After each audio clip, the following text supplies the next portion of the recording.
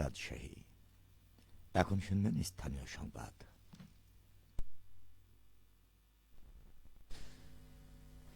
আসসালামু আলাইকুম। বাংলাদেশ বেতার, রাজশাহী। স্থানীয় সংবাদ পড়ছি নূরজাহান বন্যা। প্রতিরক্ষা মন্ত্রণালয়ের অধীন বাংলাদেশ জরিপ অধিদপ্তরে বাস্তবায়নাধীন বাংলাদেশের উপজেলাগুলোর ডিজিটাল মানচিত্র প্রণয়ন শীর্ষক প্রকল্পের আওতায় রাজশাহীতে সেমিনার অনুষ্ঠিত হয়েছে। গতকাল নগরের গ্র্যান্ড রিভার হোটেলে এ সেমিনারের আয়োজন করা হয়। আন্তঃবাহিনী জনসংযোগ পরিদপ্তরে পাঠানো এক সংবাদ বিজ্ঞপ্তিতে এসব তথ্য জানানো হয়েছে। সেমিনারে প্রধান অতিথি ছিলেন রাজশাহী বিভাগীয় কমিশনার অতিরিক্ত সচিব খোন্দকার আজিম আহমেদ। সেমিনারে তিনি বলেন, স্বাধীনতা লাভের পর বিভিন্ন পরিবর্তনের মধ্য দিয়ে ১৯৭৬ সালে স্থানীয় সরকার অধ্যাদেশ অনুযায়ী থানা পরিষদ গঠিত হয়। ১৯৮২ সালে থানাকে উপজেলায় রূপান্তরিত করা হয়। উপজেলা হল বাংলাদেশের প্রশাসনিক ব্যবস্থায় একটি অন্যতম গুরুত্বপূর্ণ একক। সার্ভেয়ার জেনারেল অব বাংলাদেশের ব্রিগেডিয়ার জেনারেল নূরে আলমের সভাপতিত্বে অনুষ্ঠানে বিশেষ অতিথি হিসেবে উপস্থিত ছিলেন brigadier general A K M Fazlur Rahman. নওগাঁর নিয়ামতপুর উপজেলা প্রশাসনের উদ্যোগে ন্যায্য মূল্যের দোকানে গরুর মাংস বিক্রি শুরু হয়েছে। আজ সকালে কর্মসূচির উদ্বোধন করেন উপজেলা নির্বাহী অফিসার মেহেদী হাসান। সংশ্লিষ্টরা জানান, বাজার দর স্থিতিশীল রাখতে নওগাঁর জেলা প্রশাসক মোহাম্মদ আব্দুল আউয়ালের পরিকল্পনায় উদ্যোক্তাদের মাধ্যমে জেলার প্রতিটি উপজেলায় ন্যায্য মূল্যের দোকান বসানো হয়েছে। এসব দোকানে সুলভ মূল্যে নিত্য প্রয়োজনীয় পণ্য বিক্রি করা হচ্ছে। পরবর্তীতে স্বল্প গরুর মাংস বিক্রি করার পরিকল্পনা নেওয়া হয়।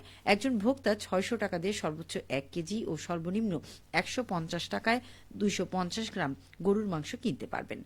উদ্বোধনী অনুষ্ঠানে উপজেলা প্রাণী সম্পদ কর্মকর্তা ডাক্তার আব্দুল লতিফ সহ অন্যান্যগণ উপস্থিত ছিলেন। নওগাঁর নিয়ামতপুর উপজেলা প্রশাসনের উদ্যোগে এতিম শিশুদের মাঝে শীত বস্ত্র বিতরণ করা হয়েছে। আজ দামপুরা দারুল কুরআন মাদ্রাসা চত্বরে উদ্বোধনী অনুষ্ঠানে প্রধান অতিথি ছিলেন উপজেলা নির্বাহী কর্মকর্তা মেহেদী হাসান। এ সময় জানানো হয়, চলতি মৌসুমে উত্তরাঞ্চলে ক্রমেই শীতের তীব্রতা বাড়ছে। তাই সরকারের প্রধান উপদেষ্টার ত্রাণ ভাণ্ডার থেকে প্রাপ্ত শীত বস্ত্র এতিম শিশুদের সুরক্ষায় বিতরণের উদ্যোগ নেওয়া হয়। ধারাবাহিকভাবে উপজেলার প্রতিটি এতিমখানায় শিক্ষার্থী সহ দরিদ্র মানুষের মাঝে অন্তত ৩,০০০ শীত বস্ত্র বিতরণের আশাবাদ ব্যক্ত করেন কর্মকর্তারা। অনুষ্ঠানে উপজেলা প্রকল্প বাস্তবায়ন কর্মকর্তা এনামুল হক, কার্য সহকারী মোর্শেদ ইসলাম সহ অন্যান্যরা উপস্থিত ছিলেন। পাবনায় জেলা এনজিও সমন্বয় কমিটির সভা অনুষ্ঠিত হয়েছে। আজ দুপুরে পাবনা জেলা প্রশাসক কার্যালয়ে এই সভা অনুষ্ঠিত হয়। সভায় জেলা প্রশাসক মোহাম্মদ মফিজুল ইসলাম, অতিরিক্ত জেলা প্রশাসক শরীফ আহমেদ, জেলা সমাজসেবা কার্যালয়ের সহকারী পরিচালক জহিরুল ইসলাম প্রমুখ বক্তব্য রাখেন। সভায় দরিদ্র মানুষের জীবনযাত্রার মান উন্নয়নে জেলার সকল এনজিও প্রতিষ্ঠানগুলোকে কার্যকরী ভূমিকা রাখতে পারবে বলে আহ্বান জানিয়েছেন জেলা প্রশাসক। চাঁপাইনবাবগঞ্জের ছুরিকাঘাতে ২ কিশোর নিহতের ঘটনা রাজনৈতিক কারণে নয়, পেয়ারা বাগান নিয়ে দ্বন্দ্বের জেরে এ ঘটনা ঘটেছে বলে জানিয়েছে পুলিশ। গতকাল পুলিশ সুপারের কার্যালয়ে আয়োজিত এক সংবাদ সম্মেলনে এ তথ্য জানানো এমন দাবি করেন অতিরিক্ত পুলিশ সুপার আবুল কালাম শহীদ। মঙ্গলবার রাতে চাঁপাইনবাবগঞ্জের নাচল উপজেলার মল্লিকপুরে ছুরিকাঘাতে মারা যায় একই উপজেলার খোলসী গ্রামের এজাবুল হকের ছেলে মাসুদ রানা ও চাঁদপাড়ার আব্দুর রহিমের ছেলে রায়হান আলী। ওই ঘটনায় আহত হয়েছে আরও ৪ জন। আবুল কালাম শাহিদ দাবি করেন, মল্লিকপুরের আব্দুস সালাম ও শাহিন আলীর মধ্যে পেয়ারা বাগান নিয়ে বিরোধ ছিল। এই বিরোধের জের ধরেই দুই পক্ষের সমর্থকদের মধ্যে সংঘর্ষে মারা যান মাসুদ ও রায়হান। আবুল কালাম শাহিদ আরও বলেন, নিহতদের রাজনৈতিক কোনো পরিচয় পাওয়া যায়নি। পাশাপাশি জয় বাংলা লেখার জন্য তাদের হত্যা করা হয়েছে এমন তথ্যও পুলিশ পায়নি। এ নিয়ে যারা বিভ্রান্তি ছড়াচ্ছে তাদের বিরুদ্ধে আইনানুগ ব্যবস্থা নেওয়া হবে।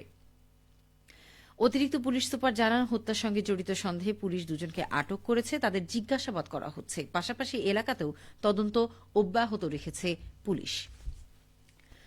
বগুড়ার পল্লী উন্নয়ন একাডেমিতে গতকাল বিসিএস সাধারণ শিক্ষা ক্যাডার কর্মকর্তাদের ৪ মাসের বুনিয়াদী প্রশিক্ষণ কোর্স শেষ হয়েছে। জাতীয় শিক্ষা ব্যবস্থাপনা একাডেমি আয়োজিত সমাপনী অনুষ্ঠানে প্রধান অতিথি ছিলেন পল্লী উন্নয়ন একাডেমির মহাপরিচালক ড এ কে এম অলিউল্লাহ। অনুষ্ঠানে সভাপতিত্ব করেন বুনিয়াদী প্রশিক্ষণ কোর্সের পরিচালক ও পল্লী উন্নয়ন একাডেমির পরিচালক মোহাম্মদ ফেরদৌস হোসেন খান। অনুষ্ঠানে জাতীয় শিক্ষা ব্যবস্থাপনা একাডেমির প্রশিক্ষক অধ্যাপক মনোয়ারা খাতুন বিশেষ অতিথি হিসেবে উপস্থিত ছিলেন। এ সময় একাডেমির অনুষদ সদস্যবৃন্দ এবং বুনিয়াদী প্রশিক্ষণ কোর্সটির 40 জন বিসিএস ক্যাডার উপস্থিত ছিলেন। সবশেষে আবহাওয়া। আজ দুপুর 2টায় রাজশাহীতে তাপমাত্রা ছিল 26 ডিগ্রি সেলসিয়াস। এ সময় বাতাসে আপেক্ষিক আর্দ্রতার পরিমাণ ছিল 44%। রাজশাহী ও পার্শ্ববর্তী এলাকায় আজ সূর্যাস্ত সন্ধে 5:21। সংবাদ শেষ হল। আমাদের পরবর্তী স্থানীয় সংবাদ বিকেল 4:05।